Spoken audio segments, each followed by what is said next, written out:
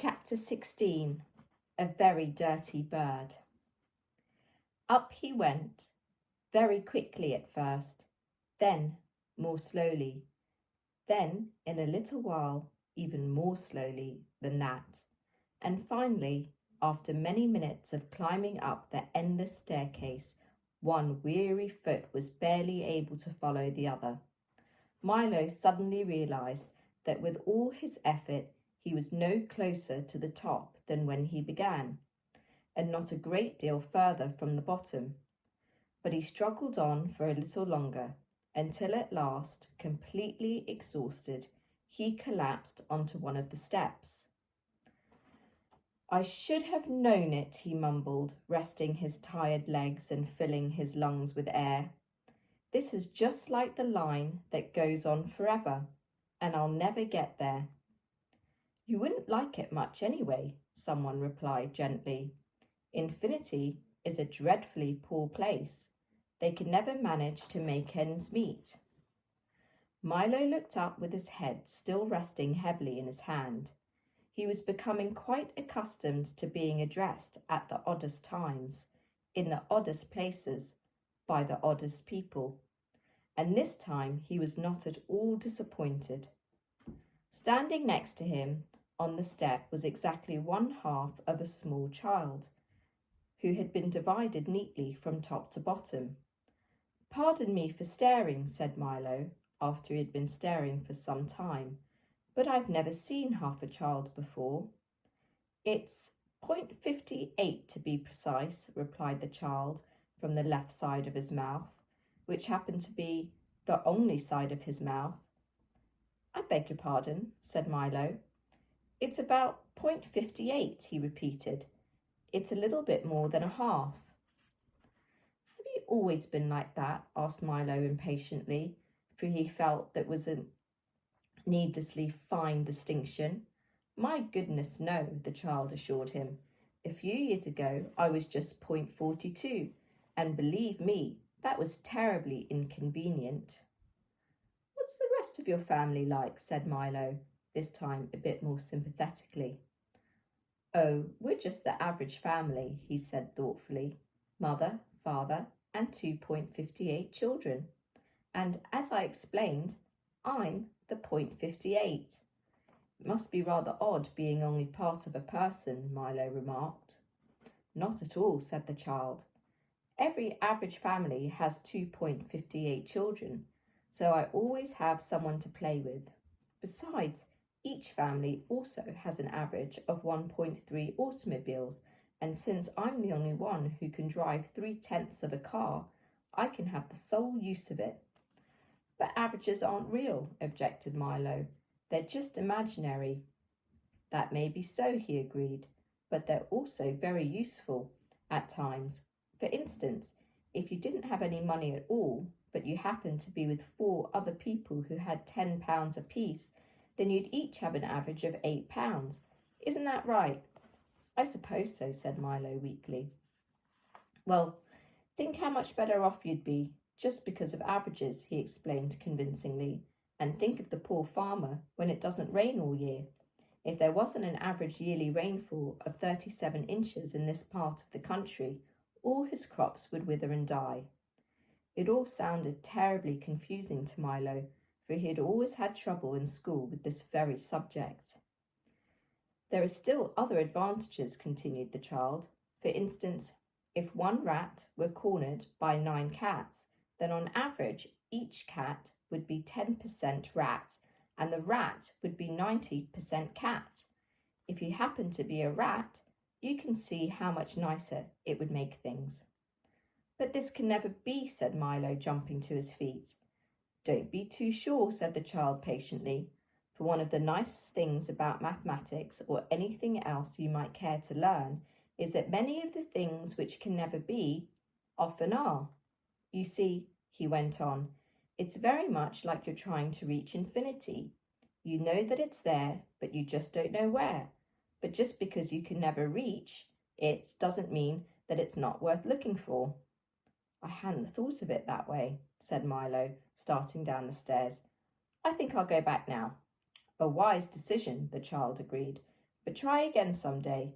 Perhaps you'll get much closer."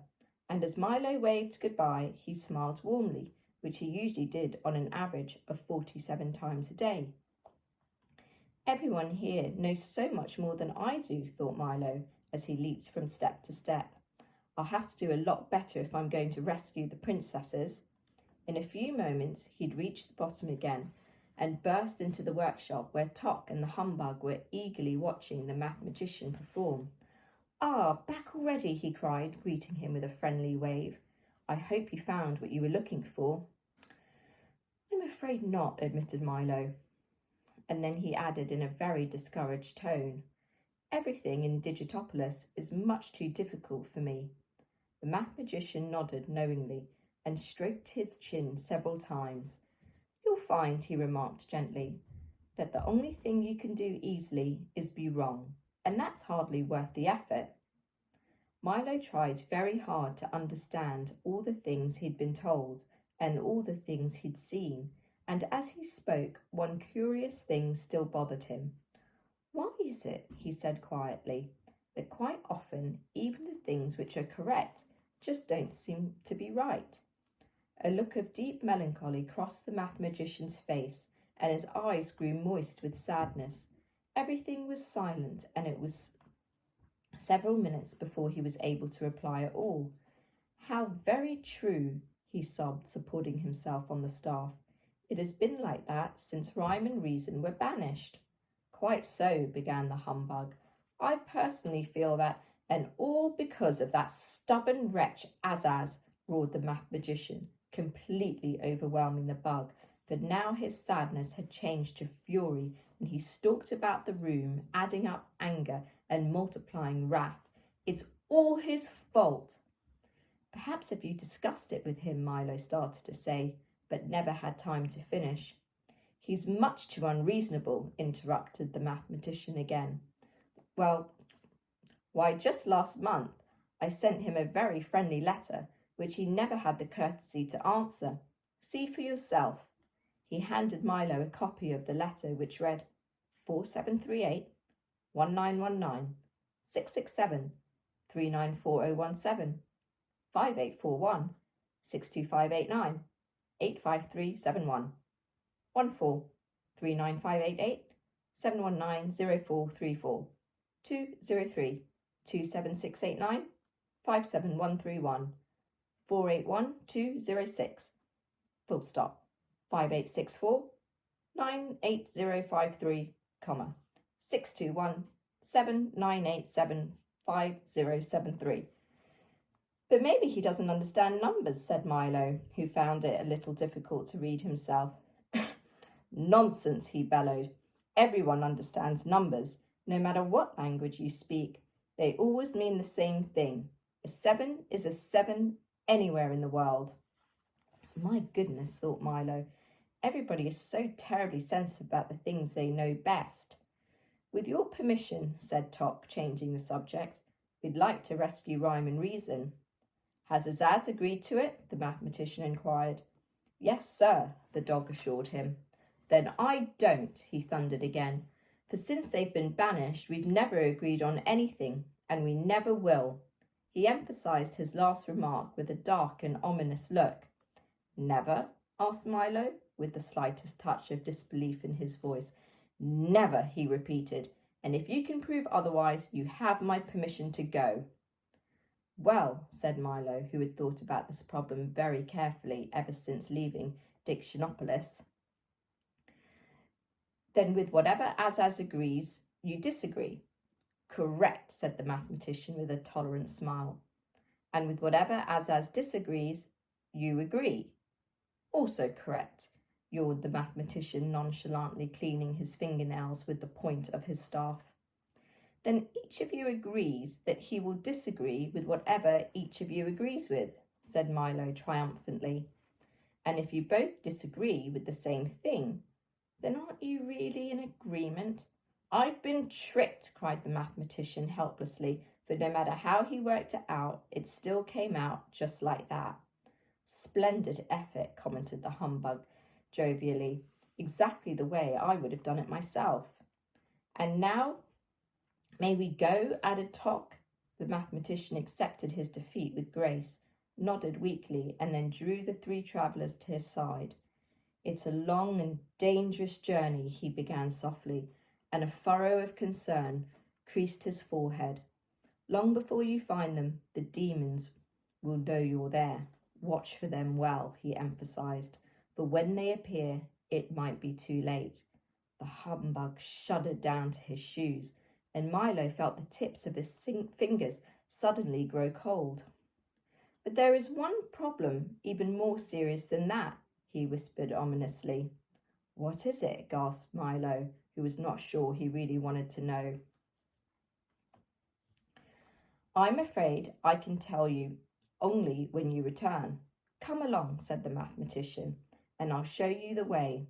And simply by carrying the three, he transported them all to the very edge of Digitopolis. Behind them lay all the kingdoms of wisdom, and up ahead a narrow rutted path led towards the mountains and darkness. We'll never get the car up that, said Milo unhappily. True enough, replied the mathematician, but you can be in ignorance fast enough without riding all the way, and if you're to be successful, it will have to be step by step. But I would like to take my gifts, he insisted. So you shall, announced the Dodecahedron, who appeared from nowhere with his arms full. Here are your sights, here are your sounds, and here, he said, handing Milo the last of them disdainfully, are your words. And most important of all, added the mathematician, here is your own magic staff. Use it well, and there is nothing it cannot do for you. He placed in Milo's breast pocket a small gleaming pencil, which except for the size was much like his own. Then, with a last word of encouragement, he and the Dodecahedron, who was simultaneously sobbing, frowning, pining, and sighing from four of his saddest faces, made their farewells and watched as the three tiny figures disappeared into the forbidding mountains of ignorance. Almost immediately, the light began to fade as the difficult path wandered aimlessly upwards, inching forward almost as reluctantly as the trembling humbug. Tock, as usual, led the way, sniffing ahead for danger, and Milo, his bag of precious possessions slung over one shoulder, followed silently and resolutely behind. Perhaps someone should stay behind to guard the way, said the unhappy bug, offering his services. But since his suggestion was met with silence, he followed glumly along. The higher they went, the darker it became, though it wasn't the darkness of the night, but rather more like a mixture of lurking shadows and evil intention which oozed from the slimy moss-covered cliffs and blotted out the light. A cruel wind shrieked through the rocks, and the air was thick and heavy, as if it had been used several times before. On they went, higher and higher up the dizzying trail. On one side, the sheer stone walls and brutal peaks towering above them, and on the other, an endless, limitless, bottomless nothing. I can hardly see a thing, said Milo, taking hold of Tock's tail as a sticky mist engulfed the moon. Perhaps we should wait until morning. There'll be morning for you soon enough, came a reply from directly above, and this was followed by a hideous cackling laugh, very much like someone choking on a fishbone. Clinging to one of the greasy rocks and blending almost perfectly with it was a large, unkempt and exceedingly soiled bird who looked more like a dirty floor mop than anything else. He had a sharp, dangerous beak, and the one eye he chose to open stared down maliciously. I don't think you understand, said Milo timidly, as the watchdog growled a warning. We're looking for a place to spend the night. It's not yours to spend, the bird shrieked again, and followed it with the same horrible laugh. That doesn't make any sense. You see, he started to explain. Pounds or pence, it's still not yours to spend, the bird replied haughtily. But I didn't mean, insisted Milo, Of course you're mean, interrupted the bird, closing the eye that had been open and opening the one that had been closed. Anyone who'd spent a night that doesn't belong to him is very mean. Well, I thought that he tried again desperately. That's a different story, interjected the bird a bit more amicably. If you want to buy, I'm sure I can arrange to sell. But with what you're doing, you'll probably end up in a cell anyway. That doesn't seem right, said Milo helplessly, for with the bird taking everything the wrong way, he hardly knew what he was saying. Agreed, said the bird with a sharp click of his beak.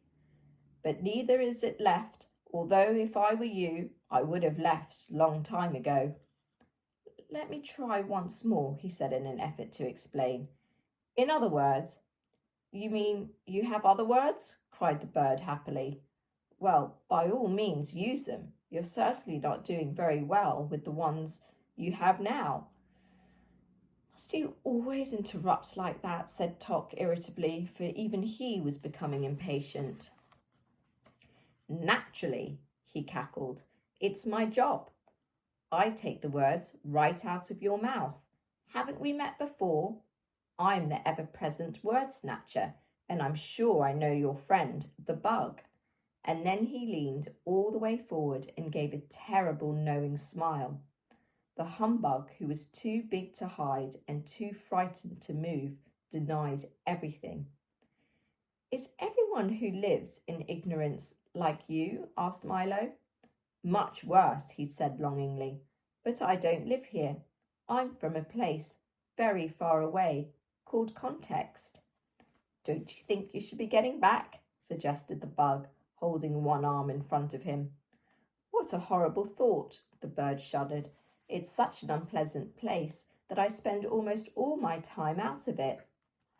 Besides, what could be nicer than these grimy mountains? Almost anything, thought Milo as he pulled his collar up, and then he asked the bird, Are you a demon? I'm afraid not, he replied sadly, as several filthy tears rolled down his beak. I've tried, but the best I can manage to be is a nuisance. And before Milo could reply, he flapped his dingy wings and flew off in a cascade of dust and dirt and fuzz. Wait, shouted Milo, who'd thought of many more questions he wanted to ask. £34, shrieked the bird as he disappeared into the fog. He was certainly no help, said Milo after they had been walking again for some time. That's why I drove him off, cried the humbug, fiercely brandishing his cane. Now let's find the demons. That might be sooner than you think, remarked Tock, looking back at the suddenly trembling bug, and the trail turned again and continued to climb. In a few minutes they'd reached the crest, only to find that beyond it lay another, one even higher, and beyond that several more, whose tops were lost in the swirling darkness. For a short stretch the path became broad and flat, and just ahead, leaning comfortably against a dead tree, stood a very elegant-looking gentleman. He was beautifully dressed in a dark suit with a well-pressed shirt and tie. His shoes were polished, his nails were clean, his hat was well brushed, and a white handkerchief adorned his breast pocket. But his expression was somewhat blank. In fact, it was completely blank, for he had neither eyes, nose, nor mouth. Hello, little boy, he said amiably, shaking Milo by the hand. And how's the faithful dog? He inquired, giving Tock 3 or 4 strong and friendly pats. And who is this handsome creature? He asked, tipping his hat to the very pleased humbug. I'm so happy to see you all. What a pleasant surprise to meet someone so nice, they all thought, and especially here. I wonder if you could spare me a little of your time, he inquired politely, and help with a few small jobs. Why, of course, said the humbug cheerfully. Gladly, added Tock.